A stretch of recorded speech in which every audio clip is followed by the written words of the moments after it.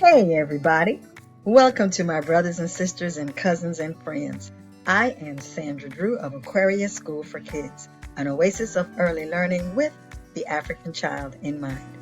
I am here to help you learn how to teach your child how to read. Now today, what I want to focus on is some prerequisites for reading. Things that you can consider doing to help set your child up for early reading success. Okay?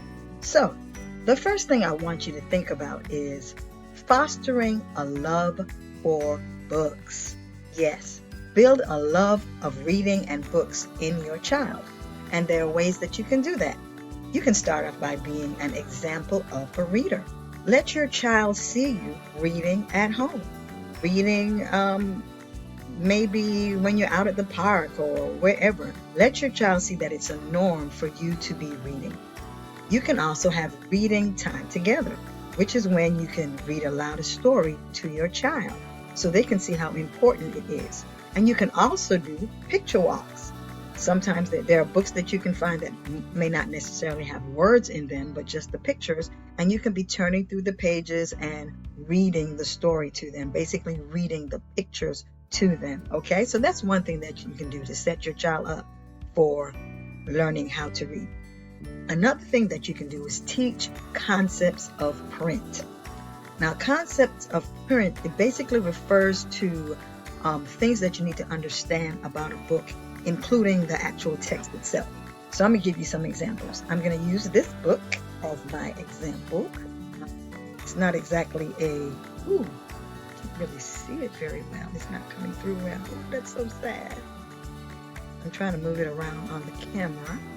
Okay, this is not necessarily a children's book, but it is the book that I have on hand, and it happens to be written by my mother. I'll tell you about that a little bit later, okay? But anyway, concepts of print.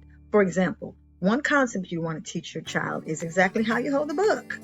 You hold it this way, or that way, or this way, or that. No, you want to teach the child the correct way to hold the book. Trying to move around so it can get into the picture. There we go. Okay. And you want to teach that the book has a front cover. You want to teach that the book has a back cover. You want to teach that it has a spine. Okay. And then you want to teach the direction that you turn the pages in the book. And you show them how to turn the pages. How to turn the pages in the book. That's very important. And then once in there, you want to teach your child the direction that you would read the story, okay? One way you can do that is when you are reading the story, you slide your finger from left to right. As you are reading, slide from left to right. And also top to bottom, so that they can see that you start on the left and you go toward the right. And then when you finish, you go and loop down to the next line, left to right. So left to right, top to bottom. Also page to page. You're showing them that you go to this side of the page, then you go to that side of the book rather. And then you go to this side, then you go to that side. These are concepts of print. Let me see what else I have in my notes. Okay. Some of the things that you will do when you're teaching concept of print or showing concepts of print is that you would point to each individual letter. You can say, oh, there's a letter, and there's a letter, there's a letter. Oh, let's count the letters. You can also show that there are words, like in between each, all these letters are together, then there's a space. These letters are together, and it's finished. These letters are together, and there's a space. And you can teach that these letters strung together are actually words. That's a concept of print. And then you can also connect the words on the page to the picture. So you're reading the words going left to right, top to bottom, and then you look at the picture and you can explain, oh, this is how the picture matches the words. Like it might be a story about, everybody knows about Goldilocks and the Three Bears. You might be reading those words and you say, oh, there's the mama bear and there's the papa bear. And then they might point it out themselves. Okay, so you're connecting the words to the text. Okay, that's another thing you can do to prepare your child for reading.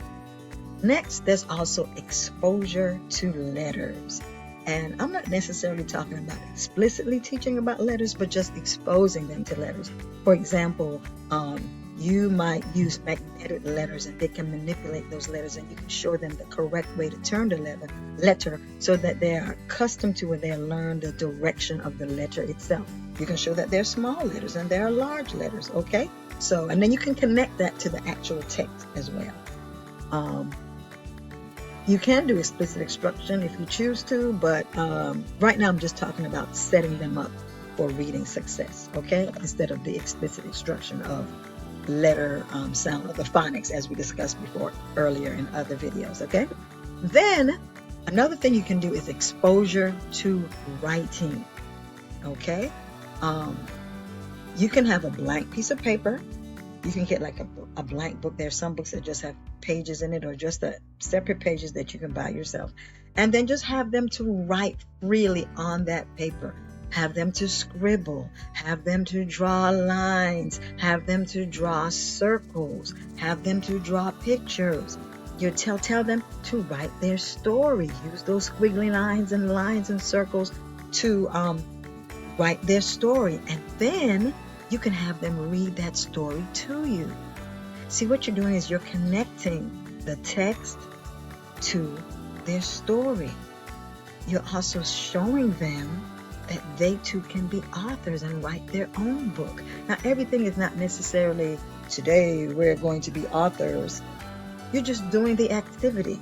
Some things, sometimes it's just matter of factly. That's what you're doing. But you know this is what you're building in your child, okay? Another thing that you need, another prerequisite to reading, is asking questions. I know we talked about questions earlier. When you are reading your read alouds to your child, or doing the picture walk with your child, or reading their story that they wrote themselves, ask questions about the story. You want to see if they are comprehending what occurred in the story. Like I said before, you can ask about the beginning, the middle, the end, the sequence. You can ask about the actual characters in the story. Who are the characters or the main people, folks, animals in their story, okay? So asking questions is another way of building, preparing your child to learn how to read. Well, those are some of the things that I came up with. I'm sure there's a lot more.